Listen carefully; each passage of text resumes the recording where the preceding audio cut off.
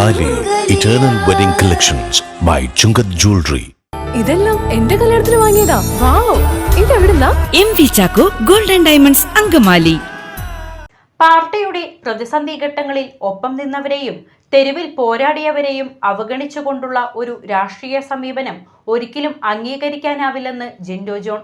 10 വർഷത്തെ അധികാര വനവാസത്തിനിടയിലും പാർട്ടിയോട് കൂറ് പുലർത്തിയ ഒട്ടേറെ മിടുക്കരും അർഹരുമായ പ്രവർത്തകർ ഇന്നും തണലിലുണ്ട് എന്ന് അദ്ദേഹം പറഞ്ഞു.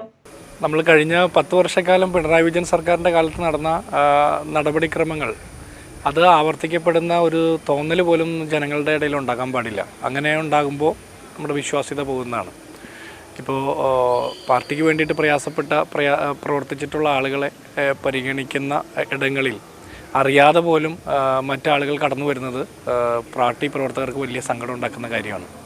അത്തരം സാഹചര്യം ഉണ്ടാകാതിരിക്കാൻ വേണ്ടിയിട്ടുള്ള ശ്രമങ്ങളാണ് നമ്മുടെ ഭാഗത്തുനിന്ന് ഉണ്ടാകുന്നത്. അപ്പോൾ ചിലപ്പോൾ വിട്ടുപോയിട്ടുണ്ടെങ്കിൽ, ശ്രദ്ധക്കുറവുണ്ടാകുന്നുണ്ടെങ്കിൽ അത് ചൂണ്ടിക്കാണിക്കുക എന്നുള്ളത് മാത്രമാണ് എന്നെപ്പോലുള്ള ആളുകളുടെ ഉത്തരവാദിത്വം.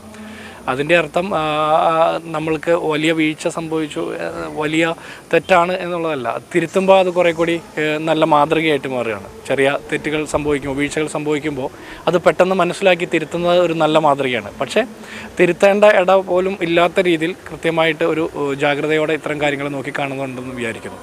ഇപ്പോൾ ലീഡർമാരുടെ ലിസ്റ്റിലൊക്കെ അനർഹർ കയറിക്കൂടി എന്നുള്ള ആക്ഷേപം കേൾക്കുമ്പോൾ വല്ലാത്ത സങ്കടമാണ് കോൺഗ്രസിൻ്റെ സാധാരണ പ്രവർത്തകർക്കുണ്ടാകുന്നത്. അപ്പോൾ പൊതുമധ്യത്തിൽ ഉത്തരമില്ലാതെ വേർത്ത് നിൽക്കുന്ന സാഹചര്യം സാധാരണ പ്രവർത്തകർക്ക് ഉണ്ടാകാതിരിക്കാനുള്ള ശ്രദ്ധ ഉണ്ടാകണമെന്ന് മാത്രമാണ് ഞാൻ ഫേസ്ബുക്ക് പേജിലൂടെ